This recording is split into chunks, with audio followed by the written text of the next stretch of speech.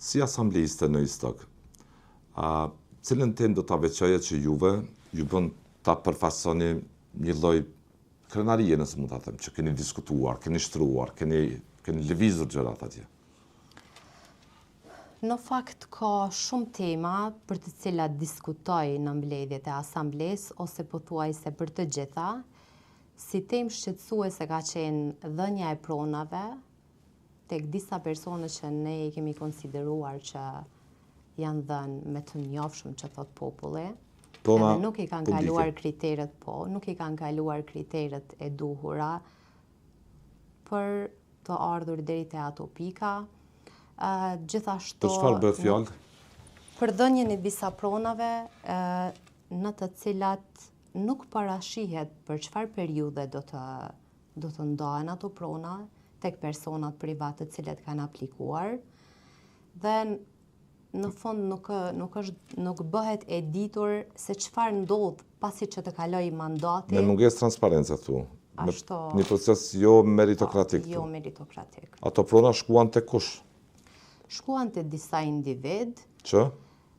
Për shembull, kemi një rast të Farmabellit, ku objekti ka filluar para zgjedhjeve, është vënë gur themeli para zgjedhjeve, pa u jep prona përmes kuvendit, dhe pastaj, pasi është vënë gur themeli, shumë muaj më vonë, kryetari kërkonte që ne ta kalojmë në asamble, dhe ne normal nuk e votuam. Si proces, duket që mban erë dyshimi Patjetër që po. Për këtë shpërdorim? Patjetër që po. Edhe një temë shqetësuese është që jemi e vetmja komunë e cila nuk e kemi në rendite pikën të ndryshme apo pikën pyetje përgjigje. Si? Nuk e Kur kemi. bëhet kalendar renditës, në të tjera të ndryshme nuk keni fare. Nuk kemi. Pse? Ashtu ka vendos kryetari. Si po qeveris kryetari Ilir Ferati? Në fakt ka shumë Sekretari projekte LDK-s. kapitale të cilat nuk kanë Çka i mungon filluar. Sadit Stogut? Çka e ka dhe çka i mungon? I mungojnë shumë gjëra, i mungojnë aktivitete për të rinj, Po, i mungojnë më shumë parqe publike apo fusha sportive, e në veçanti palestra sportive e cila tash e sa vite është pothuajse jashtë funksioni.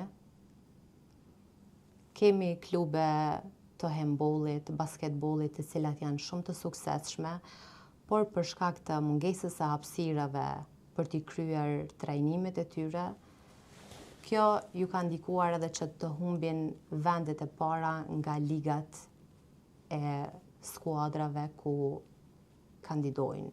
çka është shqetësimi kryesor juaj sot si asambliste e PDK-s atje?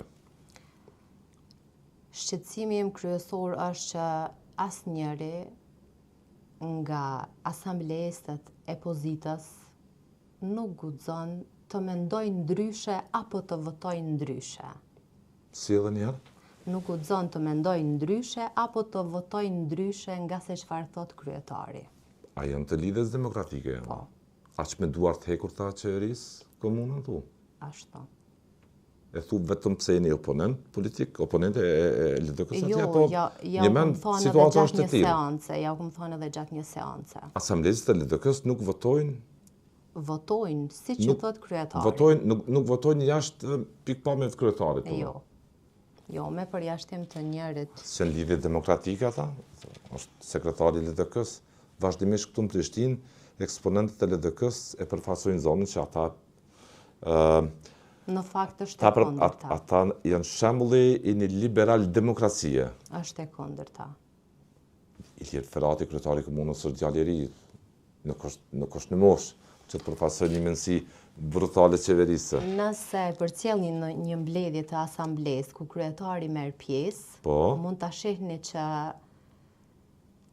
flet me neve me një gjuhë jo kredibile ndaj nesh. Si, me çfarë gjuhë?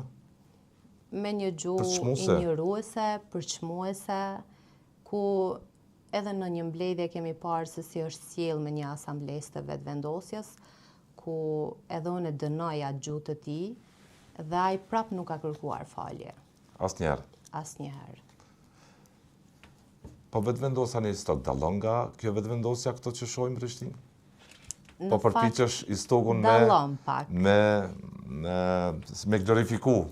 E je nga aty natyrisht, po. Dallon pak për shkak se Mendësia thon, po. Po, mendësia edhe mënyra se si i argumentojnë gjërat, por në rastet të caktuara mund edhe të eskaloj sepse vijnë nga i sekt politik. Por në përgjithësi janë më të qetë, më të pranueshëm. Zonja Arifaj, istoku disa fshatra u përballen me një stuhi. Po. Rrebeshi Shiu dhe Breshëri, që dëmtoi, shkatroi gjitha kulturat bujqësore të Kavragës, të fshatit Azën, ose të 2-3 fshatrave të tjerë. Pavarësisht ka ishte ky korridor Rrebeshi Shiu e Breshëri në Kovere. Ishte temë nacionale që ende qeveria nuk e ka aktivizuar fondin emergjent që ka të dedikuar për këtë punë. Keni biseduar me fermerët? Dje jam dëgjuar me ta dhe secili nga ta tha që nuk e ka asnjë përgjigje nga ministri, madje nuk e ka hap as telefonin. Po është shumë shqetësuese edhe që ish kryeministri nuk e ka dhënë asnjë deklarat apo nuk ka qëndruar me ta ato ditë kur ndodhen rreshjet, domethënë nuk e ka fol asnjë fjalë të vetme për ta, edhe në fakt ashtu siç bisedova me fermer, nuk shoh që do të ketë ndonjë përkrahje nga qeveria, janë shumë të shkënjyer. Çfarë ju thonë? Çfarë po kërkojnë edhe nga jo? Kërkojnë që dëmet që i ka shkaktuar Breshëri të kompenzohen të paktën deri me një mas, siç ka ndodhur në vitin 2019 kur qeveria e tha që i ka mbështetur. Por nuk pritet që të ndodhë diçka e tillë. Gjithë vera u ka shkuar, mundi gjithë verës, ka shkuar dëm, po. Dhe ata jetojnë nga bujqësia. Janë dëme të Gjithaj konsiderueshme. relief gjeografik janë mjaft punëtor, kemi vizituar fshatrat të ndryshëm dhe janë merak shumë. As shumë janë të mlefosur sa që i thanë edhe ministrit në detyrë të bujqësisë, zotit Muja, që mos eja më këto nëse nuk do të na mbështesh. Nuk i mbështet, nuk i kompenzon dëmet. Në fakt, ashtu edhe po ndodh, për shkak se nuk ka akoma ndonjë reagim, apo ndonjë vullnet që të bëhet një gjë e tillë. Deri më tani kanë aplikuar më shumë se 500 fermer për dëmet që ju kanë shkaktuar dhe janë gati 400 që kanë dëme vetëm në bujqësi. Dëmet të jashtëzakonshme. Dëmet të jashtëzakonshme. Një problem i jashtëzakonshëm për disa fshatra të istogut është zonja Arifaj edhe mosvënia në funksion e ujit në për infrastrukturën e ndërtuar në ish Jugosllavi. Në ato gypat që ekzistojnë, por që sipas banorëve, disa kompani që kultivojnë peshk blokojnë gjithë vënë në funksion të ujit për nevojat e fshatrave. Në fakt, Se po ndodh kjo? Sipas ushqimit në asambleje aty, keni trajtuar këtë? Përpos që jam përballë me dëme të mëdha nga Breshëri, ata kanë probleme edhe me ujitjen e tokave të tyre. Ekziston infrastruktura, që nga koha ish Jugosllavisë. Më thanë vetë fermerët. Duhet të renovohen, duhet të mirëmbahen, por një gjë e tillë nuk po ndodh. Uj ka istoku mjaft. Gypat janë aty. Nën tokë, nuk ka nevojë për investim dhe fermerët, banorët, fshatarët ishin sidomos të Kovragës me cilët kam biseduar të habitun çfarë po ndodh që sipas tyre disa kompani në bashkëpunim edhe me kryetarin e komunës po mbajnë bllokuar gjithë fshatrat duke lënë pa ujë të vaditjes. Përpos mungesës së ujit të vaditjes, shumë fshatre të istogut do të thotë përballen edhe me mungesë të ujit të pijes. Por tash e sa vite nuk po ndërmerret asgjë për t'i të kaluar këto probleme. Një vend që njihet për ujë. Është problem i madh realisht. Është problem shumë i madh.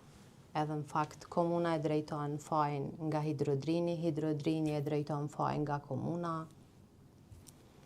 është Zgjidhja mungon. zgjidhja mungon. Se cila palë jep arsyetimet e saj.